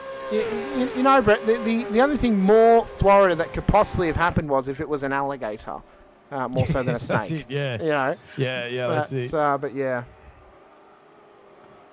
that's huge for Joel Oosterwol. Honestly. We're starting to get into the desperate stages of the closing of this race. We see a bit of a pack here developing, and it starts to get a little bit desperate. People thinking, I might make another little couple of spots here in the closing sort of sections or closing stages. And we see here Brett Horsell up the inside. No, that was Kokoshi up the inside of Horsell. So Kokoshi trying to make it a bit more of a comeback there. See as well, Scott McCune has just pulled out of pit lane. I believe he wanted to park this car up but he currently has a black flag drive-through, so he needs to come around, serve the drive-through, and then I believe he can pull out of the race to serve the penalty, as Roy Clark and Brett Fisher continue to battle away here for P12. It's a heating up battle for yourself here, Brett. What's going on in the mind right now? How much sweat is in the seat as you guys come past the carcass of Oosterwol's car? It was pretty full on. I made a couple of lunges and a couple of half passes and stuff like that. It was a great little battle. Just trying to sort of get the car, exiting some of these straights to gain on him, and just feeling like I was just being held up a little bit, and trying to sort of recover after that disastrous start. And I'm thinking, okay, well, I'm happy-ish with 13th. I didn't quite get back to where I started, but hey, it's all fair in love and war. And I just locked a brake at the last minute there, and unfortunately binned it and binned Roy. Apologies, Roy. That was really, really bad. I knew my braking marker, and I was actually quite comfortable with the brake point, and it was just unfortunate that I just pushed a little bit harder at the closing stages of that braking and locked it. Otherwise, I probably would have got past him. Anyway, my apologies, Roy, again. That's all right, though. And that's probably a drive-through for me. I would say so. I'd say more than likely it is going to be a drive-through. But what that has done is it's now promoted Reese to going up to P12. Remembering we mentioned earlier on, by the way, that we thought to go, he needed to get P12 or better to maintain the previous worst drop round of Shane Randall. Now, he does have a 5-point penalty coming his way due to his licence points here tonight as well. So again, he still needs P9 for that matter. If it finishes how it currently is, Brett, we couldn't get it more tasty than this, could we, Brett? 1 point. No, it's going to be. It's going to be one.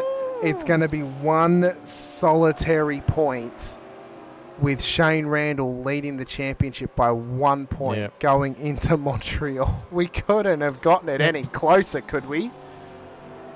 Yeah, we've put the pressure cooker on. We've put the mince in. We've put the onions in. We're putting the jalapenos in. We're putting the spices in.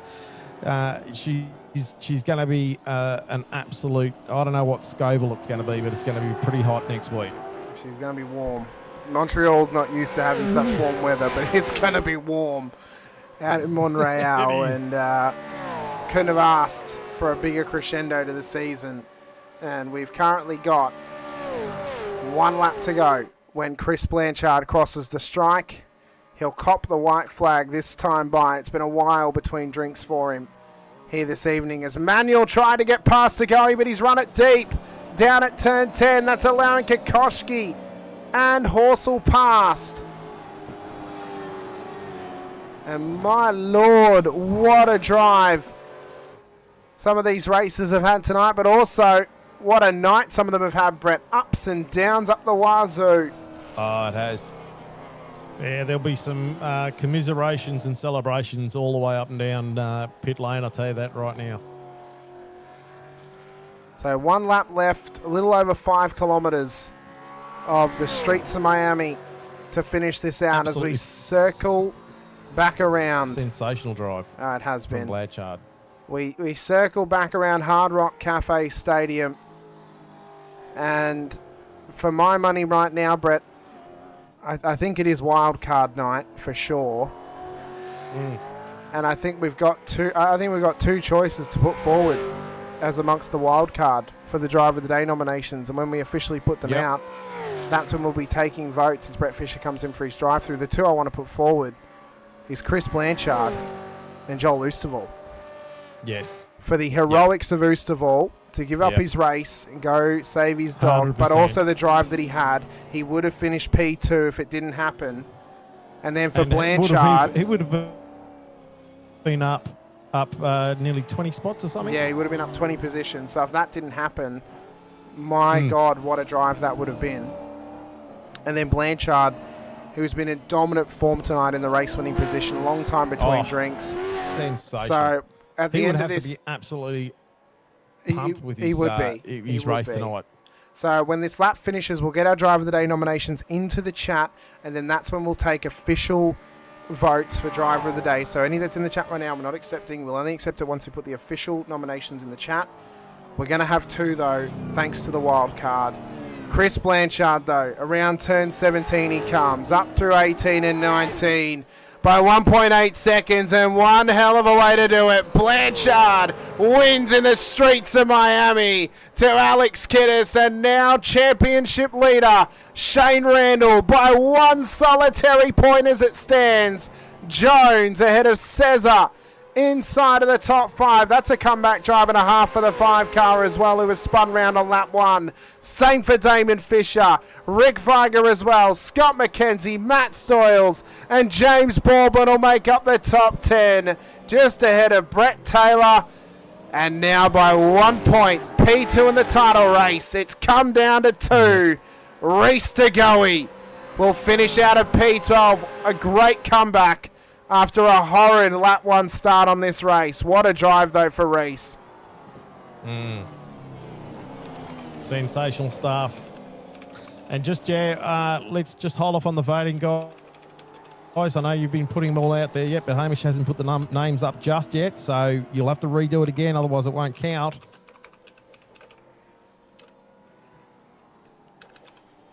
Driver of the Day nominations going into the chat now. We will only accept votes after this comment from myself. Driver of the Day noms, Chris Blanchard or Joel Oosterwald. Get your votes into the chat. So we will only accept answers after that Put your one has nominations gone in now, there. guys. Get your noms in now between Blanchard and Oosterwald. And if you can't separate them, we'll happily give it to both of them. But as it comes to an end and drivers finish out their race, it's now time for Brett's favourite time of the week. Oh, yes. For the round 9 race highlights here from Miami Autodrome. And, well, this is how it all started off of our race start here this evening. And, well, we've been told to ride on board with Chris Blanchard, so maybe we'll ride on board with him when this race begins, Brett, just to see the chaos that happens in behind him. And then we'll go back and we'll rewatch it over again and again and again and get all the angles for you. So you can see they're biffing and barging up towards Randall turn 1. inside, Oh, Clifton comes through and just oi. absolutely bowls his way through. Just a big moment down there for them. You and I talked about it just before the broadcast and stuff like that, and I was just thinking Randall really stuck it up the inside of Clifton on that start, and as I said to you, I was just like, oh geez, would I have taken that desperate move? As you can see on the inside, right on the blue line, and then it's just gone all haywire. It has a massive car park into turn 1. DeGoey obviously was involved in it as well. Just a huge moment down there for some of those drivers. And we'll try and there was some spinners prior to that as well, in front of that pack as well. But yeah, there was indeed. And I think this here was another telltale angle of it too. And I promise this is the last time we're going to show turn 1 before we get into other highlights of the race. It's always good to have a look and see what happens. But so I mean, this was the squeeze. So Randall on the outside. Got a great start. He's got a great start. There's a little squeeze. All hell breaks loose. And the seas just part for him at that point. Yeah. Yeah. He's done a Moses. And you can see Kiddis and DeGoey getting together up further. That was what DeGoey got that drive through for. So we know that Hoffman had a little moment down there too. So we'll try and now get to the next portion of it. Ultimately, from this moment down here for DeGoey, and where is DeGoey? Let me find him to show off here. So this is what actually gave him the drive through. Locked it in, up in the inside, gave them the knock to McKenzie, and that's what served him the drive through, and ultimately at this point has cost him the championship lead after tonight's race as well. Then we got into proper pit stop periods, and then a couple of weird incidents just continue to happen out here. So this was one of them for Phil Manuel. Out of pit lane and down towards turn 10. So we noted that this was on cold, fresh tyres. Geez. And the thing just went off. Just. Wasn't much more he could do about it. Just missed it completely. Yep. And then we saw the end of this one earlier on as well. This was turn 1 with Phil as well. This was up the inside of Roy Clark. Aggressive move, contacts made. And then you see Boardman, nowhere he could really go in that moment. Just a sitting duck. It's a shame that he didn't quite lean on him, just throttle out a little bit further there and push Clarkey back straight again. But unfortunately, that went haywire there.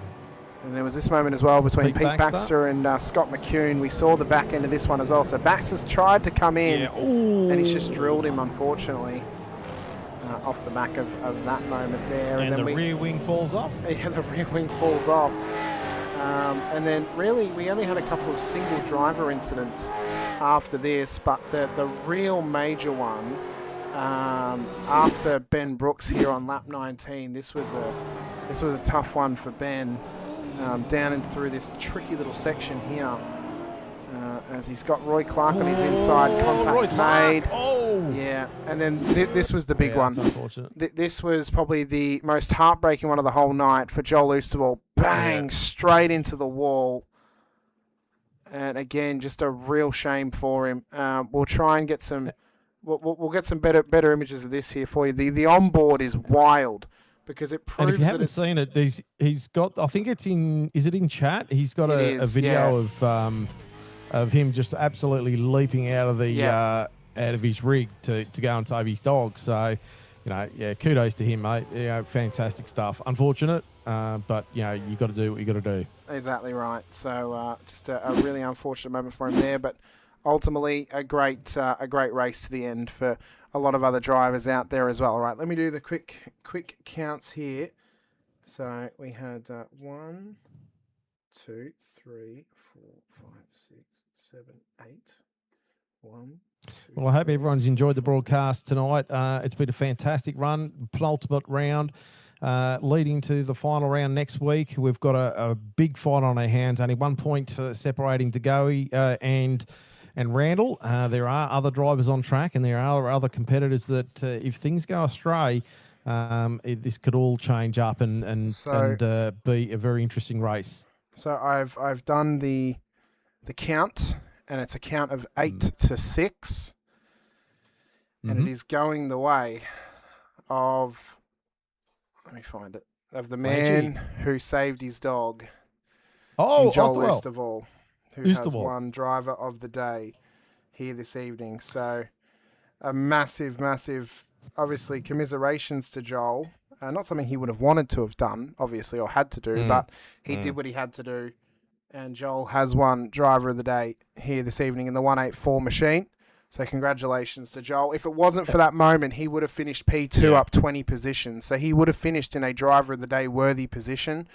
Both of them drove exceptionally, though, and hats off to Blanchy for such a sensational drive as well. But yeah, for the chance decided as well. But there, that's a phenomenal drive. So Joel has won driver of the day, not being in his car. Yep. That's good. Probably the first one ever to do it. That's sensational. That's sensational. But well done, buddy. Next up, we have got our race winner here this evening in Chris Blanchard on board the 669 WKMP Camaro. Blanchy, welcome in. Bit of a little while between drinks for yourself here in the Vets. Didn't quite get the race win last time we were in Florida at Sebring, but there's something about these Florida waters. You've got some fantastic pace around here, and a race win for yourself here in Miami. Congratulations. Thanks, mate. It's been a long time. It was Suzuka in season 14 was the last time that I had a race win or I was even on the podium. Was that in split 1 or split 2? Split 2. Oh my God, that is such a long time ago. It is. Wow, what round would that have been? I want to figure out how many races ago that was for me. I think it was in the second half of the season. I know I beat Halil, and I'd always remember it because Halil lost his sound, and he did a brilliant job that race to come home second with no sound. Joel tonight, brilliant effort on his part. He did the right thing. Like I've said as well, with our dogs, my missus would have dragged me up belts and all if it was our dogs. So bad luck to him though, but. Yeah, you would never read about it. It's not something you'd make up. No, definitely not. But I mean, I suppose you came so close to this race win, obviously a few weeks ago at Sebring. and then you finally have done it tonight. Ironically, last week we raced at Suzuka, so if you'd won last week at Suzuka, it would have been like, oh well, your last one was there as well. It's just 12 seasons apart. But what is it with you in Florida and driving really well? Is it just a sign that you need to retire to a beach state, or Oh, what? I don't know. It's the style of track, I think. Yeah. It's always been F1 or the real Category 1 circuits have always favoured me.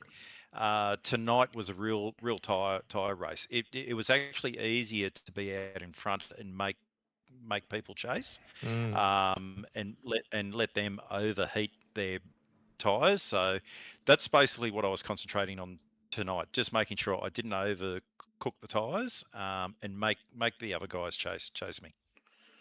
Well, you drove exceptionally well, Blanchy. Montreal next week, knowing that is a Grade 1 style of circuit, are you confident going into that one that maybe you can sneak yourself another race win before season's end?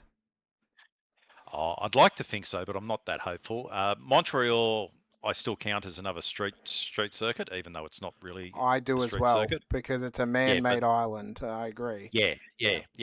it is, and anything can happen there.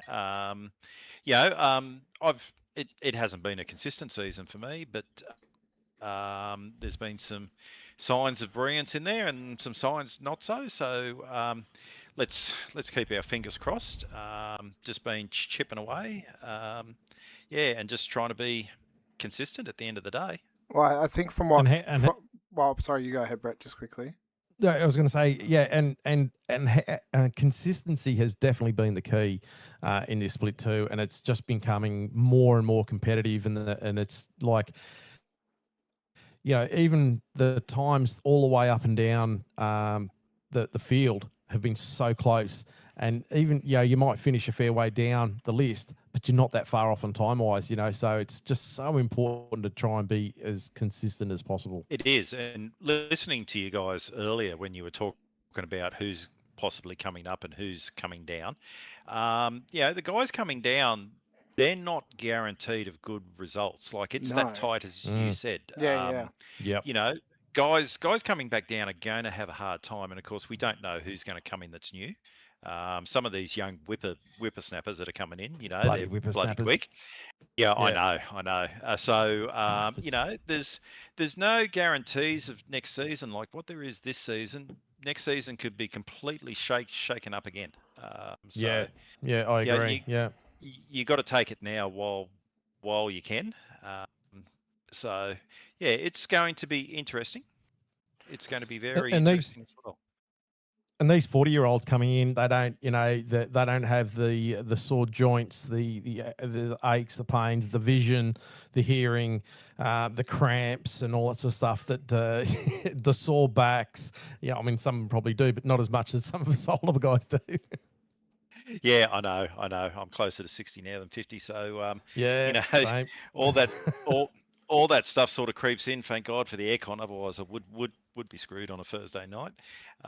So yeah. It's gonna be very interesting though. And all the best for the race next week. You drove a fantastic race tonight. Go Hamish, do your thing. Well, I'm looking back in the stats here because I want to confirm. It's actually longer ago, Chris, than what you actually think. It wasn't season 14. No wonder I didn't remember it. It was season 12. It was season 12. Oh, 12. Season 12. August 10th, 2022. Since your last race win here in Split 2. So we're going to do exactly what we did with... who was it in season 24 that we did this for as well? I can't remember now. 1,298 days between race wins, Chris. Well, I was going to say, there's proof there of that old age. See, it was Rob Crisdale, actually. That's who I was thinking of. It was Rob Crisdale. And I think his was only a little bit longer than yours, possibly. I'm not 100% sure, though. It might have actually even been less. So that's a fair while between drinks for yourself. So 1,298 days later, although minus 2 days, so 1,296 days later, you're a race winner again in Split 2. So congratulations. Thanks. I definitely appreciated, like, what was going through my head was I was trying to remember everything that I used to do right to win a race, and just trying to do just trying to do that exact same stuff again. Like you guys were talking about the gap, and I was watching uh, Sector 2. I knew I was faster. Joel would catch up, and Alex would as well during the other sectors. But Sector 2, I always knew I could open the gap up a bit more, and I was just working on that to make them burn their tyres up a little bit. So it worked. It was I was just keeping an eye on them and making sure I wasn't doing too much to destroy it on my side. But while I've got you guys, can I mention the really important championship at stake? Yes. You've got to remember next week the Baldock Van Ree Cup. I'm pretty sure Baldock's got it in the bag. I might have to join the Split 4 broadcast just for that one, just to experience the heated rivalry of Baldock versus Van Ree once again. Yeah. We'll have to wait and see. It's worth it. Trust me, you ought to be in our team chat at times. I have too much fun in my own one, but maybe I'll sneak in post race one day to see if there's a blow up. Who knows? But Blanchy, thanks so much for coming over chat to us. Best of luck at the final round in Montreal next week. We appreciate your time, and congratulations on this race win. No worries. Thanks, guys. And thanks so much. Yeah, look forward to seeing everyone next week. No worries. Look forward to seeing you then, Chris. Chris Blanchard, race winner here this evening. 1,296 days between race wins, and he gets it here tonight in Miami as our final droppable round race winner of the season. And looking ahead to next week, it's 1 point to rule them all. 1 point separates them. 1 point to decide the championship. Shane Randall, Reece DeGoey, neither of them have taken a race win this season, and they go into the final round where it is as tight as we have ever seen it in Split 2 in Gen 3 machinery. You couldn't ask for a closer battle to the end. Give you some stats. I'll give you some stats, Brett. Oh, hit me with the stats. So, love a for stat. Shane Randall, he has completed 377 laps this season. Reece DeGoey has completed 418. Randall has had 2 points taken away from him this season by penalties. DeGoey has had 5, thanks to that drive through this evening. Bonus points wise, Randall's taken 10. DeGoey has taken 6. DeGoey's had 54 incidents this season. Randall has had 30. Top 10s, Shane Randall's taken 7. Wow. DeGoey has taken 6. And for top 5s, they've both had 5 top 5 finishes this season. You could not get it any closer between two such consistent drivers. P3 in the championship, Alex Kiddis at this stage, 1,148. Well, he sits adrift by 46 points to the championship lead. He is going to need them to have an absolute horrid round next time out, and he'll likely need to win the race as well. He's had 3 top 5s this season, 6 top 10s and a race win to his name. Simon Heddersheed, P4 in the championship. He's had 3 top 5s, 5 top 10s, 1 race win. Stephen Kokoschke inside the top 5, 1 race win, 2 top 5s and 5 top 10s as well. And ultimately, with how close it is at the top, it is a 2-horse race next week. But the other drivers can still win. They're within the points eligible to win the race. Anything can happen. But if they go from bell to bell, if they go from flag to flag, and they don't have any issues, it will be between Shane Randall and Reece DeGoey at Circuit Gilles Villeneuve for the final round of the season. You could not get it any more main event than that one. So qualifying is going to be really, really important next week. So I bet the boys are going to be out there practicing like you've never seen before, I would assume, to see who can take out this championship. And don't count out Alex Kiddis. No. Is Heddersheed going to come back and have another crack? Well, if he races, if Heddersheed races, I think even if he doesn't, he may be on for Split 1 next season. I think the drivers we can arguably lock in based on their 6 best performances this season to Split 1 next season. It is Randall, DeGoey, and Kiddis. They're basically guaranteed to go up based on their 6 best performances. Then there's Heddersheed and Kokoschke who could better them. But knocking on the door is Stoyles, Oosterval, and Manuel.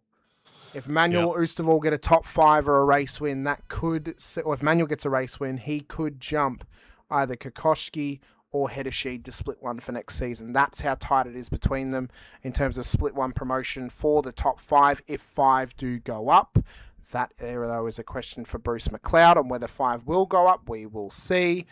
I'm not necessarily locking them in, but based on what we've previously spoken about, Brett, where it's 6 best performances and however many are coming down, if they are coming down, that then tells the question. But we won't know where they end up until the split reveals, ultimately.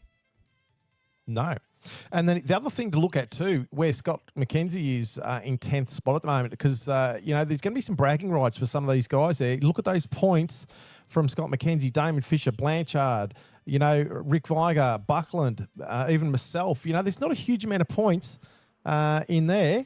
There's going to be a few people fighting to just for bragging rights to get into the top 10, saying I finished in the top 10 in split 2. Exactly right. And from the amount of drivers we had this season, we lost one in Scotty Van Loon who went down to split 3. I don't know how many races Scotty's actually participated in this season since going down. We had Lanyon at one round, didn't race at all after that. And then a couple of drivers further back have been held up with work as well. But ultimately, it's been consistency has been the key once again in split 2. And that is how it has come down between 2 drivers who have not won a single race all season.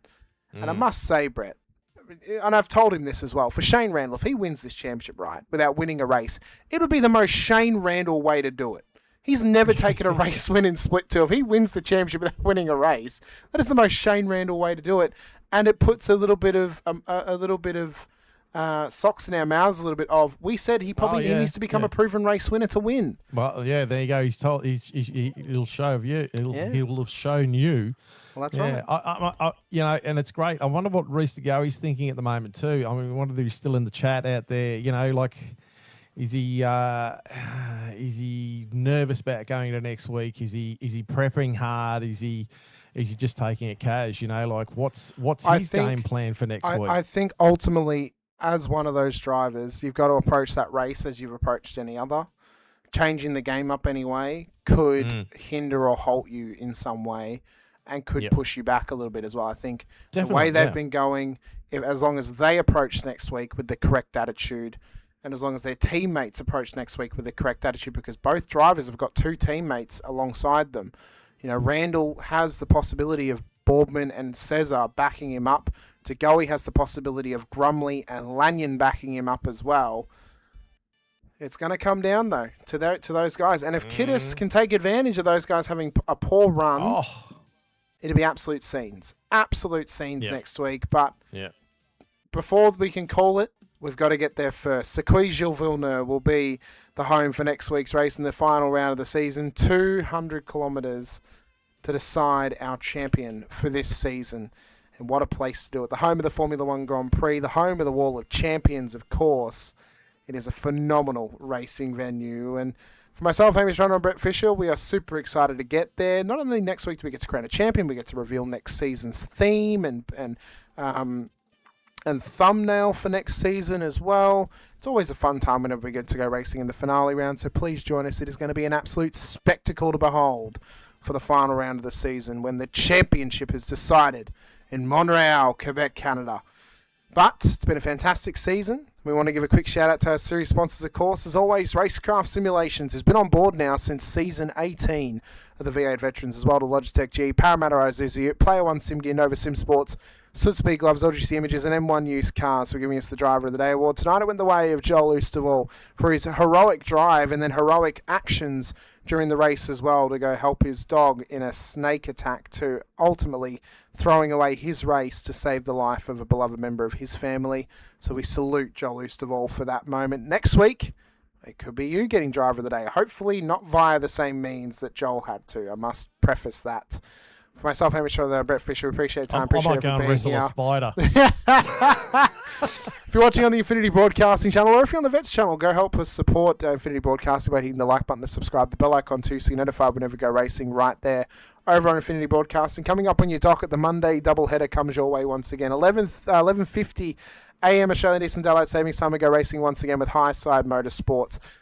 for Season 1, Round 12, as we head out to Pocono, the tricky triangle, for the Brutus 150. In memory of one of our drivers' dogs who unfortunately passed away earlier in the week, we'll be giving in memoriam to Brutus, and then as well putting that race on board for everyone else out there as well. And then later in the evening, 7:50 p.m. Australian Eastern Daylight Savings Time, you can catch the VRS Porsche Cup Series as we go racing at Daytona International Speedway at the moto layout of the road course as well. But nice to everyone who's joined us here this evening. If you're watching on the Vets channel or on Infinity Broadcasting, head over to the Vets channel, hit the like button to subscribe, the bell icon too. You're notified whenever we go racing here with the Split 2, Split 3 or Split 4 action as well, with the final round coming up next weekend. Catch all 3 races live right here on the channel across Friday and Saturday evenings. Go check out Simspeed TV as well. See how the Split 1 Championship ends next Thursday night live at 8:30 p.m. Australian Eastern Daylight Savings Time. Support those guys as well. The Vets channel is nearly at 750 subscribers. Help us get there by clicking that subscribe button. Infinity Broadcasting is nearly at 350 subscribers. Help us by getting to that goal by clicking subscribe over there too. For myself, Hamish Munro Brett Fisher alongside. Appreciate your time, appreciate your efforts being here once again. We'll see you guys next week when we get to Montreal, Quebec, Canada. But until then, stay safe, drive hard, and as always, bye for now.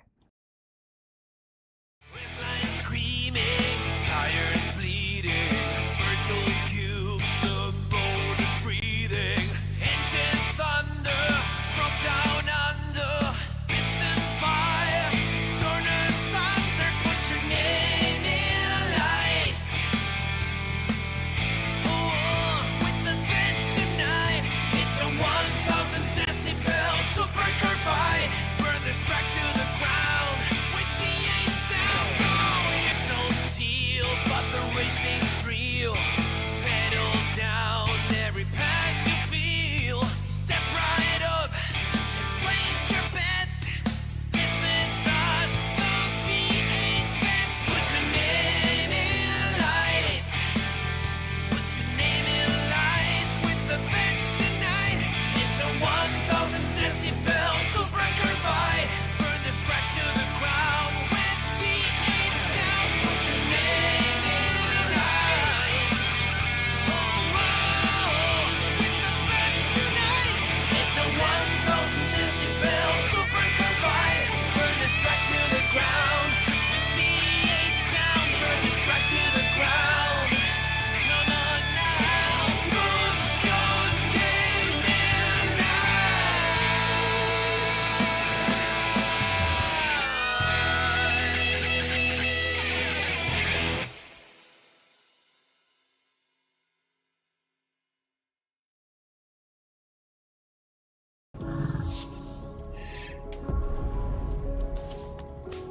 The Racing Series is a new milestone in Logitech G.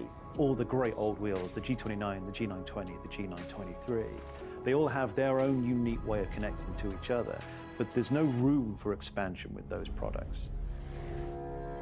So the question arose was, what if we were to give the opportunity for the racer to switch out from a drifting wheel to a GT rim? With the wheel hubs that we've created, that's got a very specific button set, but you can replace any of the steering wheels. And the real lovely aspect to this was we could give the user, driver and the racer the opportunity to experience different genres of race. That allows drivers to craft high quality, customized setups that resonate with your individual racing style. When we start with the design, we always start sketching. Very often, once we've got sketches, we start discussing with engineering. We had 3 rounds of engineering testing or user testing where we invited in users from sim racing, and every single round of feedback we refine, the product based on what they tell us.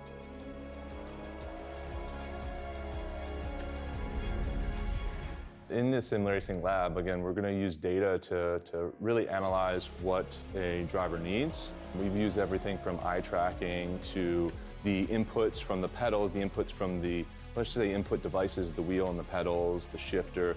We're taking that and we're compiling it so that we can build different products based on those individuals' needs for all consumers and all drivers. I don't know of anyone else in the industry that's actually doing this kind of research into their products to see how their products are affecting performance of their users. We've built the product to make sure that it's as reliable as possible. So the innovations in engineering that I'd say we're most proud of is the sequential handbrake and shifter toolless changeover. This is now a patented system, so it's really easy for the user to just switch between modes. If you give people the tools to do what they want, they will. They will just go off and have fun.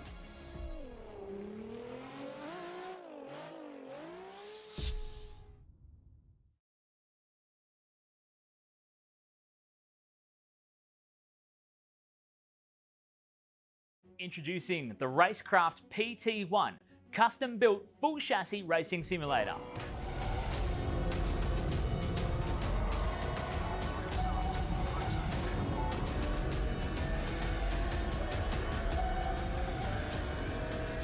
The design project, codenamed the Cage, an 80/40 extrusion chassis sitting on top of a Sigma Integrale DK2 Plus 4-point full motion actuator system.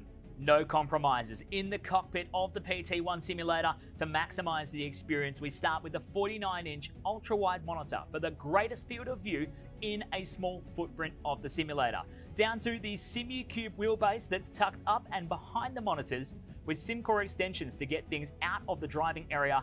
Everything is connected to a Cube Controls GTX steering wheel with the built-in dash and all the extra button functions available at your fingertips. Driving through the Raceworks S1 pedals, the potentiometer throttle and the 2 hydraulic pedals for brake and clutch ensures you maximize the feel underfoot, and seating yourself into an OMP HTER bucket racing seat with OMP belts connected to a G belt tensioner to provide that extra feeling and the heightened experience while you're driving. Additional interfaces and accessories in the PT1, we have twin butt kickers, one on either side of the OMP seat, as well as a Jinx sequential shifter, the SimPush Race Logic timer to the left-hand side, a Racecraft built-in WinSim kit with Philips Hue lighting and a built-in soundbar, plus the OMP side net to finish off the experience in the PT1. The Racecraft PT1, build number 1, the ultimate in sim racing experience, combining the best products in the market with the passionate, no compromise approach that goes beyond racing simulation.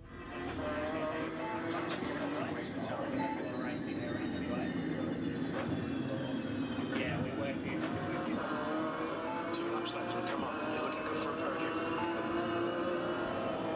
All right, clear right.